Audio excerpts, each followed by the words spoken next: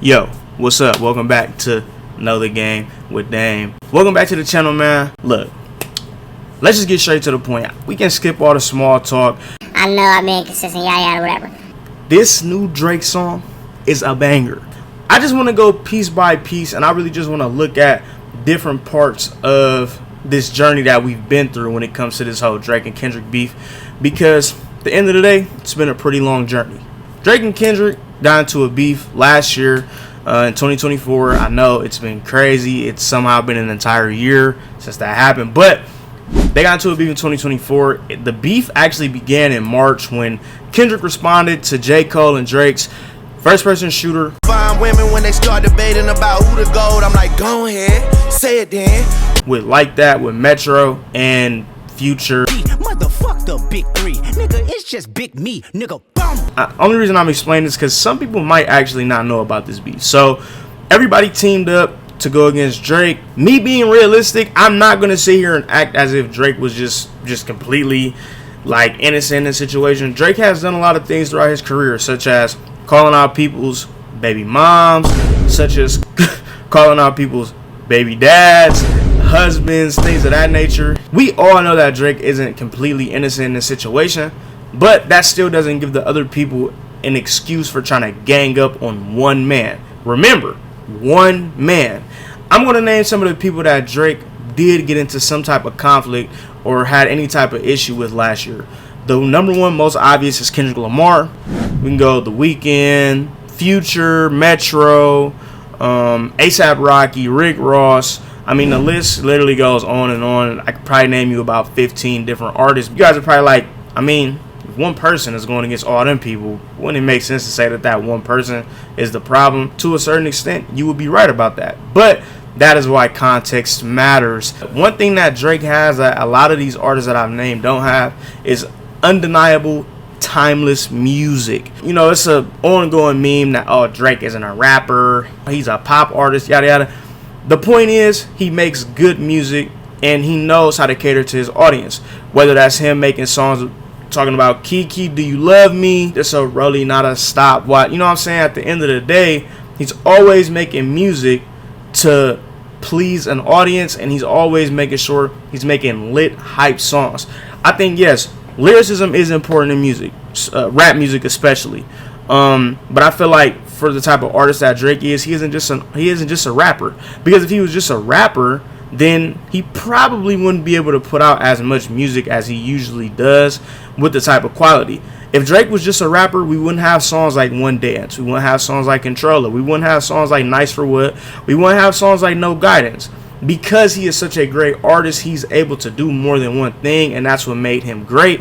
And I think between the beef with him and Kendrick, a lot of people got lost in that fact. So I'm going to explain to you why this new track, What Did I Miss, is the perfect statement single for his upcoming album. I don't give a fuck if you love me. I don't give a fuck if you like me. Asking me. If you're on TikTok, you probably heard the song about 20,000 times, but still, if y'all haven't heard it yet, go listen, man, to that What Did I Miss. I feel like that one song is pretty much the epitome of what has been going on in Drake's life. And I think he dropped that song on purpose. Now, if you notice at the beginning of the track, it kind of starts off like it transitioned from like an intro or something. So I kind of feel like this will probably either be the second or maybe third song on the album. I think he's trying to set the tone with this song. This sounds like one of them songs where, you know, he's speaking on, you know, everything that he's been through. I also don't think this is going to be the main point of the album. I think this will be one of the most realistic albums that Drake has ever put out. Almost kind of on like a Thank Me Later kind of vibe, you know, where it's just like, you know, like we're going to really speak about some things, whether it makes you comfortable or uncomfortable. Like, and I feel like this is one of them songs that, you know, it's kind of a comfortable banger, if that makes sense. Like, it's relatable. Everybody can understand it. This should be like the leading song that will get people to be like, okay, we're excited for this new Drake album. But I don't even think this would be a top 5 song on the album. I feel like this would be one of them songs where we say, okay, this is fire, and when the album comes out, we're gonna say, hold on, wait, okay, this album is way better than what I expected it to be from that single. And the reason I say that is because I feel like I said, this song is kind of a safe song. It's like one of them songs where everybody can relate to it. I don't think it's going to be like that on the whole album. I think there's going to be songs on the album where he may speak on things that we're kind of like, man, that's not really cool. I think he's going to speak on negative things that he's done to people. I think it's just going to be one of the things where he's like, look, I'm human. I've made these mistakes. I've done wrong by these people. This is why I'm sorry about that. But I also feel like there were people that I've never did wrong and that I've always been real to, and I feel like they've betrayed me as a human being. There is no right in this situation.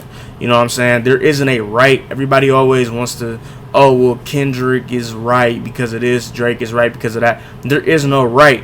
At the end of the day, these are two men that had a dispute, and it was public. Like, that's all it is. Everybody saw it, and one man is perceived as the winner, which is Kendrick Lamar.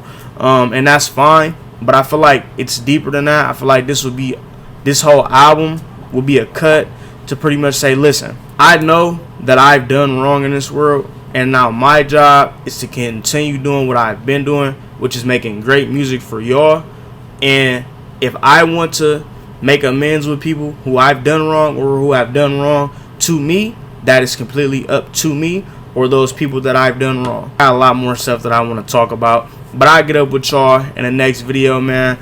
Really just hope everybody just stays safe. Hopefully y'all had a good weekend too. You know, it was the 4th of July weekend. Hope everybody, please, I just pray everybody was safe, man. It's one of the most dangerous weekends. And everybody keep y'all head up. I love y'all, and go be great. Can't say it didn't surprise me. Last time I looked to my right, you niggas was standing.